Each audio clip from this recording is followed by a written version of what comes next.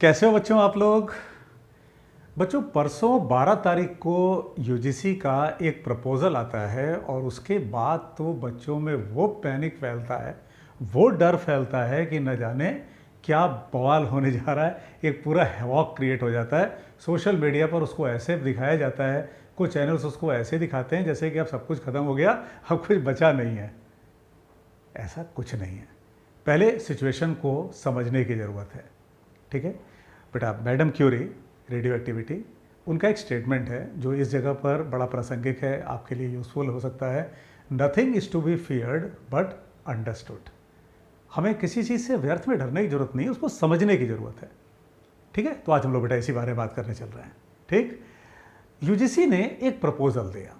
क्या प्रपोजल दिया कि भाई आईआईटी, नीट और क्यूएट, चूँकि ये तीनों एक ही टाइप के एग्ज़ाम्स हैं, तीनों एक ही सिलेबस में ऑलमोस्ट होते हैं, तो क्यों ना एक काम करें कि हम तीनों को मिला करके कॉमन एग्ज़ाम ले लें। ये यूजीसी ने प्रपोजल दिया। बेटा प्रपोजल में और ऑर्डर में, इम्प्लीमेंटेशन में अंतर होता है। ये अभी प्रपोजल है, ठीक है, यूजीसी ने एक प्रपोजल दिया। तो सबसे पहली बात तो बेटा ये समझो आप कि ये एक प्रपोजल है, अभी ये पास नहीं हुआ है, अभी ये ऑर्डर नहीं हुआ है।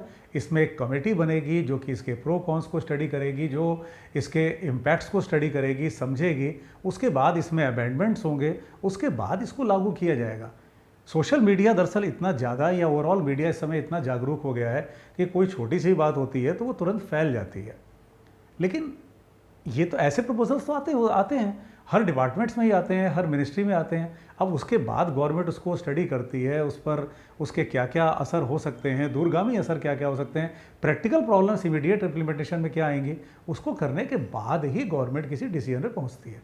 तो बेटा सबसे पहली बात तो अपने दिमाग में आप ये बैठाओ कि ये एक प्रपोजल है, ये ऑर्डर नहीं है। ठीक है, सुकून मिल रहा है सुन के। ठीक बेटा, सबसे पहली बात तो ये। अब बात करते हैं इसमें इन्होंने जो कुछ प्रपोजल्स दिए हैं उनकी। बेटा एक प्रपोजल उन्होंने भी बोला कि एग्ज़ाम को क्यों ना हम 2 बार कंडक्ट कराएं। तो इसमें कौन सी नई बात है, और ये तो बल्कि अच्छी बात है। अच्छी बात है, आईआईटी ने तो उसको 4 बार कराया था, फिर 2 बार कराया, क्योंकि बिल्कुल ये एक वेलकम स्टेप है। क्योंकि बेटा मैंने खुद पढ़ाने के दौरान कई बार ऐसा देखा है कि बच्चा टेस्ट सीरीज़ में तो नीट में 650 मार्क्स स्कोर कर रहा था, लेकिन जब बात आई मेन एग्ज़ाम की उसके, तो उसमें न जाने उस दिन क्या हुआ, वो 450 भी अटक गया। तो उसका तो पूरा साल बेचारे का दांव पे लग गया। क्योंकि हो सकता है जिस दिन बच्चा एग्ज़ाम देने गया उस दिन उसकी तबीयत ख़राब हो, घबरा जाए, शुरुआत के लगातार कुछ क्वेश्चंस नहीं आए, उसके कारण उसका जो अगले क्वेश्चंस पर उसका असर चला गया, वो नर्वस हो गया। तो कई सारे फैक्टर्स होते हैं। उस दिन उसके घर में कुछ ऐसा हो गया कि उसका असर उसके मेंटल कंसंट्रेशन पर पड़ गया। तो अगर वो दोबारा तो उसका पेपर हो रहा है तो उसमें कोई बुराई नहीं है। उसके बाद उसमें जो बेटर परसेंटाइल होगा उसके अकॉर्डिंग उसको सिलेक्शन मिलेगा। तो ये तो अच्छी बात है, ये तो एक वेलकम स्टेप है। ठीक, तो इसमें तो कोई बुराई नहीं है, तो अच्छी बात है। नंबर 2, उन्होंने कहा कि भाई कंप्यूटर बेस्ड टेस्ट लिया जाए। इसमें भी बेटा कोई बुराई नहीं है। इस समय भी इंडिया के कई top exams already computer based चल रहे हैं और वो सक्सेसफुली चल रहे हैं, उसमें कोई बुराई नहीं है। आईआईटी 12th लेवल की बात करो तो आईआईटी पिछले कई सालों से कंप्यूटर बेस्ड ले रहा है, तो उसमें क्या बुराई है भाई। ठीक है, एक बार लग सकता है कि रूरल बैकग्राउंड के जो बच्चे हैं उनको कोई दिक्कत होगी, तो क्या आप ये समझ रहे हो बेटा कि आईआईटी में रूरल बैकग्राउंड के बच्चे नहीं आते होंगे? बिल्कुल आते हैं। तो थोड़ा सा उनको प्रैक्टिस करनी पड़ेगी, लेकिन कंप्यूटर बेस्ड टेस्ट होने के कई प्लस पॉइंट्स भी हैं। कि जैसे अब इस समय देखो बेटा, तो आप एनटीए ने अभी तक वो नीट का आंसर की तक जारी नहीं कर पाए हैं। ये सारी प्रॉब्लम्स आती हैं जब आप ऑफलाइन में ले रहे होते हो। तो अगर आप कंप्यूटर बेस्ड ले रहे हो तो उसमें कुछ एक प्लस पॉइंट्स तो हैं, नो डाउट। ज़्यादा ट्रांसपेरेंसी रहती है, रिजल्ट जल्दी आ जाता है, सेशन जल्दी स्टार्ट हो जाएगा, काउंसलिंग जल्दी स्टार्ट होगी, तो ये तो प्लस पॉइंट है उसका, तो ये भी एक वेलकम स्टेप है। हाँ, अब बात करते हैं उसमें जो चैलेंजेस हैं वो क्या क्या हैं। जो अगर यूजीसी अगर इसको इम्प्लीमेंट करने की बात करेगी तो उसके सामने चैलेंजेस क्या क्या आएंगे। बेटा नीट लगभग 18 लाख बच्चे देते हैं, जेई लगभग 10 लाख बच्चे देते हैं, क्वेट भी लगभग 14-15 लाख बच्चे, तो मिला के देखा जाए तो ये फिगर आती है करीब 43 लाख, 42-43 लाख। तो 42-43 लाख बच्चों का टेस्ट कराना, वो भी साल में 2 बार। अब ये कितना आसान है, ये अपने आप में एक बहुत बड़ा चैलेंज होगा एनटीए के सामने। क्योंकि ये बात भी सही है, प्रैक्टिकली ये बात भी सही है कि नीट जेई मेंस में प्रॉब्लम्स आई हैं एनटीए के इम्प्लीमेंटेशन में। ये बात भी सही है कि क्वेट के इम्प्लीमेंटेशन में भी प्रॉब्लम्स आई हैं। तो इसका एक प्रैक्टिकल पहलू तो है, ये बात तो सही है कि 43 लाख बच्चों का एग्ज़ाम कराना ये अपने आप में एक बहुत बड़ा चैलेंज होगा एनटीए के सामने भी, उसका कोई ना कोई सॉल्यूशन वो ज़रूर सोचेंगे। अगला, आईआईटी एडवांस को ये कैसे मैनेज करेंगे, क्योंकि आईआईटी एडवांस का तो बेटा उसका तो बिल्कुल ही अपना एक अलग स्टैंडर्ड ही है, और बल्कि उसी स्टैंडर्ड के कारण तो आईआईटी की वर्ल्ड में एक रैंकिंग है, आईआईटी की वर्ल्ड में एक रैंकिंग है, क्योंकि वो क्रीम ऑफ द क्रीम बच्चों को छांटते हैं वहाँ से। तो अब उसको वो कैसे इंप्लीमेंट करेंगे ये भी क्लियर नहीं है। तो जो कमेटी बनेगी ऑब्वियसली वो इस बात को भी समझेगी, इस बात को भी स्टडी करेगी, इसका भी सॉल्यूशन निकालेगी। नीट, जेई मेंस, क्वेट, इन तीनों का जो एग्ज़ाम का ठीक है सिलेबस तो सेम है, लेकिन ऑलमोस्ट सेम है, मतलब स्टैंडर्ड लेकिन बहुत अलग है। क्वेट कंपेरेटिवली ईजी आता है, नीट कंपेरेटिवली उससे टफ है, जेई मेंस और टफ है, क्वेश्चन का जो पैटर्न है वो अलग अलग है। तो अब उसको ये कैसे मैनेज करेंगे ये भी अपने आप में एक बड़ा क्वेश्चन मार्क है, जो आने वाले समय में तय होगा। बोर्ड का परसेंटेज, बेटा एक काफ़ी लोगों में कन्फ्यूज़न इसको भी लेकर के है, बोर्ड का परसेंटेज।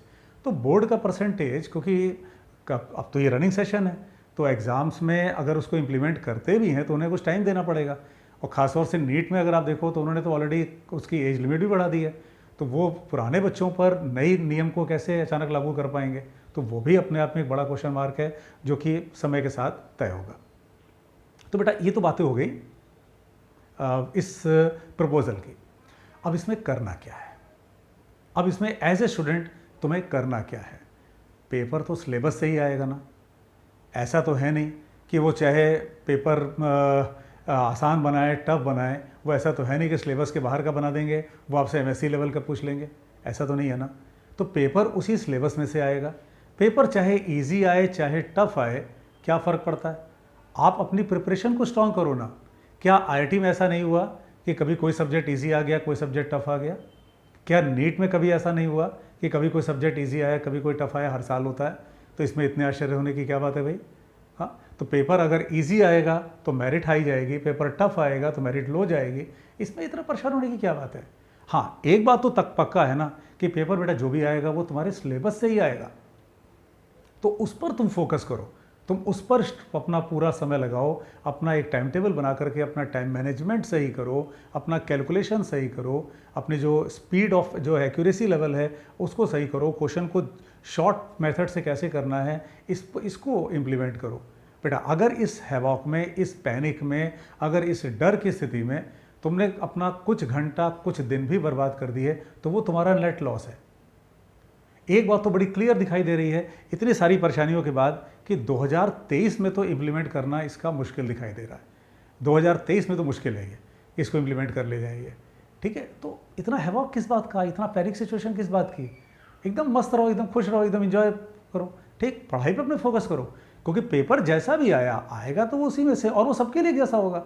ऐसा तो है नहीं कि तुम्हारे लिए पेपर अलग होगा, वो कहेंगे तुम इस पेपर को दो और बाकी लोग, तो सभी के लिए सेम होगा। और कंपटीशन का तो मतलब ही ये है कि तुम्हें अपने बगल वाले से नंबर ज़्यादा पाना है, उसमें इतना परेशान होने की क्या ज़रूरत है। वो जो नंबर पाएगा उससे बेहतर नंबर हमको पाना है, बस काम खत्म, ठीक है। तो इसमें बिल्कुल भी पैनिक होने की ज़रूरत नहीं है, बिल्कुल भी घबराने की ज़रूरत नहीं है। ये सब जो न्यूज़ आ रही हैं इनको देख करके डरने की ज़रूरत नहीं है। अपनी पढ़ाई पर फोकस करो, जो भी कुछ होना है वो उसी से होना है, ठीक है।